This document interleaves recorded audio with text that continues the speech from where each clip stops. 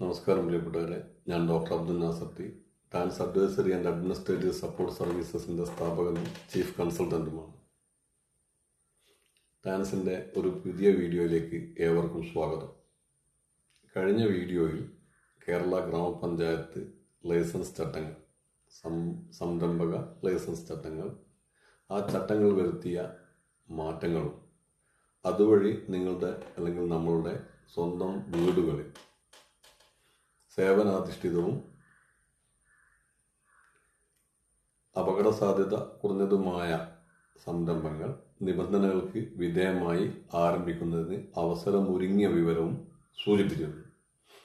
ആ വീഡിയോയ്ക്ക് മികച്ച പ്രതികരണമാണ് ലഭിച്ചത്. തീർച്ചയായും അതിൽ ഞങ്ങൾക്ക് വളരെ സന്തോഷമുണ്ട്. ആ പ്രതികരണങ്ങളോട് ഞങ്ങൾ ടാൻസിന് വേണ്ടി നന്ദി രേഖപ്പെടുത്തുന്നു. ഒരു ചെറിയ ചോദ്യത്തോടു കൂടി ഇന്നത്തെ വീഡിയോ ആരംഭിക്കാം. എനിക്ക് അല്ലെങ്കിൽ ഒരാൾക്ക്, ഒരു വ്യക്തിക്ക് ഒരു സംരംഭക ലൈസൻസ് എടുക്കാൻ ആഗ്രഹമുണ്ട്, അല്ലെങ്കിൽ ഒരു സംരംഭകനാകാൻ ആഗ്രഹമുണ്ട്, അല്ലെങ്കിൽ ഒരു സംരംഭക ആശയമുണ്ട്. ഇങ്ങനെ ആഗ്രഹമോ ആശയമോ ഉള്ളത് കൊണ്ട് മാത്രം അയാൾ സംരംഭകനായി മാറുമോ? എൻ്റെ മറുപടി അത്ര പെട്ടെന്ന് മാറില്ല എന്നുള്ളതാണ്. പക്ഷേ ആഗ്രഹവും ആശയവും ഇല്ലാത്ത ഒരാളും ഒരിക്കലും സംരംഭകനാകാൻ സാധ്യതയില്ല.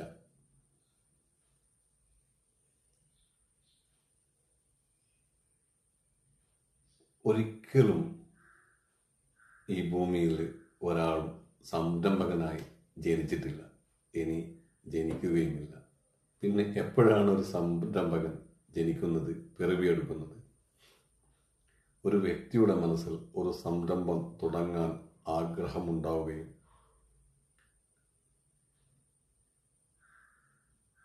അങ്ങനെ ആ സംരംഭം തുടങ്ങാനുള്ള നടപടിക്രമങ്ങൾ അയാൾ കൈക്കൊള്ളുകയും അതിൽ മുന്നോട്ട് പോവുകയും ചെയ്യുമ്പോഴാണ് ഒരു സംരംഭകൻ ജനിക്കുന്നത്, സംരംഭകൻ പിറക്കുന്നത്.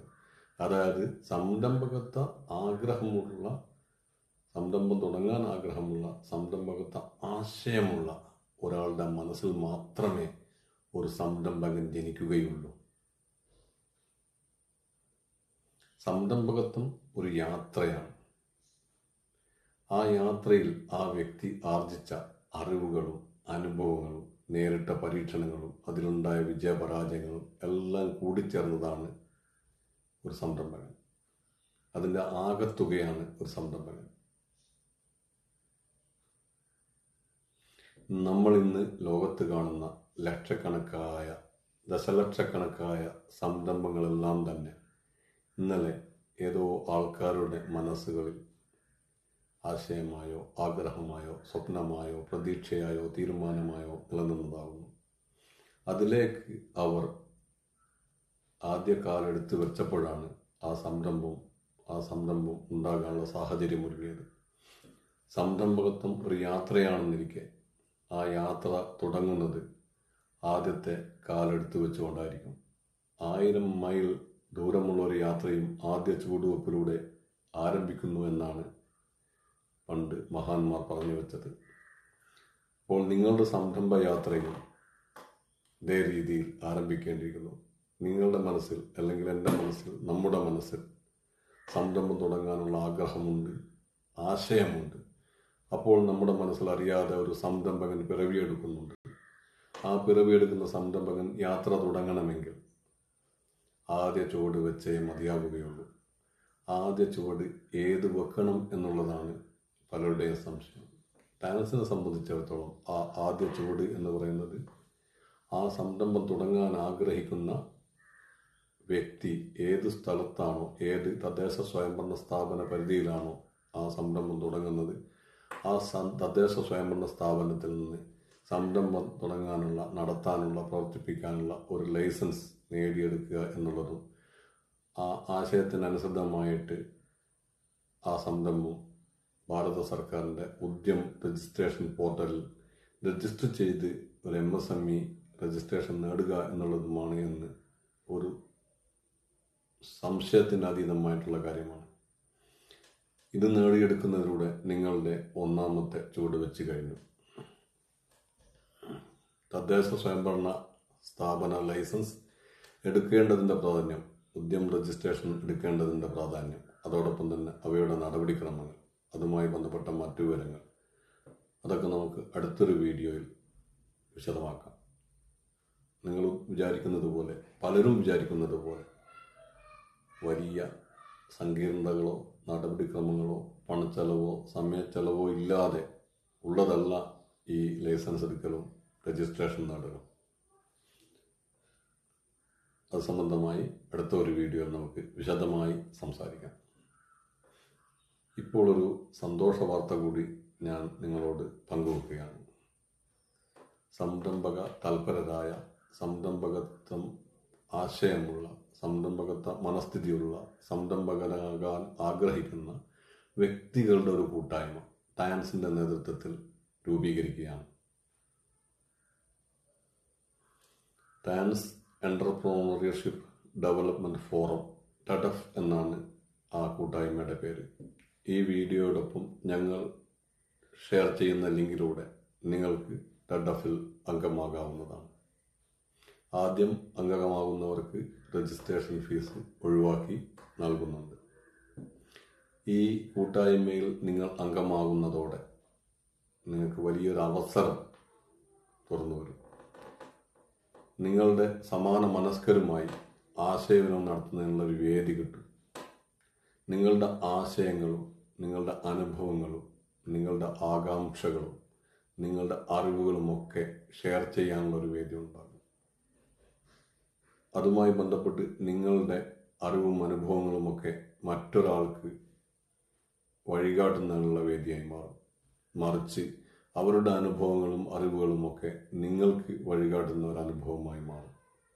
വേണമെങ്കിൽ നമുക്ക് പിന്നീട് ആ കൂട്ടായ്മയിൽ വിദഗ്ധരെ കൂടി ഉൾപ്പെടുത്തി കൂടുതൽ മികച്ച രീതിയിൽ മുന്നോട്ട് പോകാൻ സാധിക്കും. എന്തായാലും ടയൻസ് എന്റർപ്രണർഷിപ്പ് ഡെവലപ്മെന്റ് ഫോറം നിങ്ങളുടെ മുന്നോട്ടുള്ള യാത്രയിൽ വലിയ പിന്തുണയും പ്രോത്സാഹനവും പ്രചോദനവുമായിരിക്കുമെന്ന് ഞങ്ങൾക്ക് ഉറപ്പുണ്ട്. നിങ്ങളുടെ വിജയത്തിൽ എന്നും നിങ്ങളോടൊപ്പം എന്നുള്ളതാണ് ടയൻസിന്റെ മുദ്രാവാക്യം. അതുകൊണ്ട് തന്നെ നിങ്ങളുടെ വിജയത്തിൽ നിങ്ങളോടൊപ്പം ഞങ്ങളും ശ്രദ്ധാലുക്കളാണ്. നിങ്ങൾ ഈ വീഡിയോ ലൈക്ക് ചെയ്യുകയും പരമാവധി ഷെയർ ചെയ്യുകയും ചെയ്യുക. ഞങ്ങൾ ഈ വീഡിയോയോടൊപ്പം ഷെയർ ചെയ്യുന്ന കൂട്ടായ്മയുടെ ലിങ്ക് നിങ്ങളുടെ സംരംഭക തൽപരരായിട്ടുള്ള സുഹൃത്തുക്കൾക്കും കൂട്ടുകാർക്കും ബന്ധക്കാർക്കുമൊക്കെ ഷെയർ ചെയ്ത് നൽകുക. നമുക്കൊന്നായി വളരാം. നമുക്കെല്ലാവർക്കും ഈ സംരംഭകത്വ യാത്രയിൽ ഒന്നായി തുഴയാം. നമുക്ക് ഒന്നായി വളരാം, ഒന്നിച്ചു നിൽക്കാം, ഒന്നായി വളരാം എന്നുള്ളതാണ് ഈ കൂട്ടായ്മയുടെ മുദ്രാവാക്യം.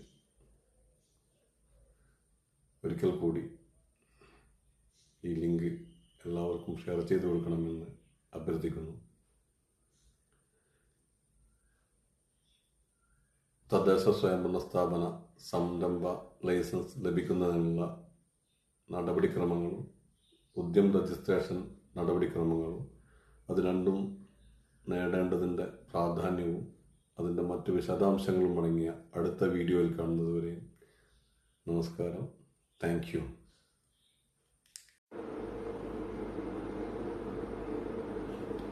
നമസ്കാരം പ്രിയപ്പെട്ടവരെ, ഞാൻ doctor Abdul Nasser T, Tyans advisory and administrative support സർവീസസിന്റെ സ്ഥാപകനും ചീഫ് കൺസൾട്ടന്റുമാണ്. ടയൻസിന്റെ പുതിയൊരു വീഡിയോയിലേക്ക് ഏവർക്കും സ്വാഗതം. കഴിഞ്ഞ വീഡിയോയിൽ കേരള ഗ്രാമപഞ്ചായത്ത് സംരംഭക ലൈസൻസ് ചട്ടങ്ങളിൽ വന്ന മാറ്റങ്ങളും അതുവഴി സ്വന്തം വീട്ടിൽ സേവനാധിഷ്ഠിതവും അപകട സാധ്യത കുറഞ്ഞതുമായ സംരംഭങ്ങൾ നിബന്ധനകൾക്ക് വിധേയമായി ആരംഭിക്കുന്നതിനുള്ള അവസരമൊരുങ്ങിയതും സൂചിപ്പിച്ചിരുന്നു.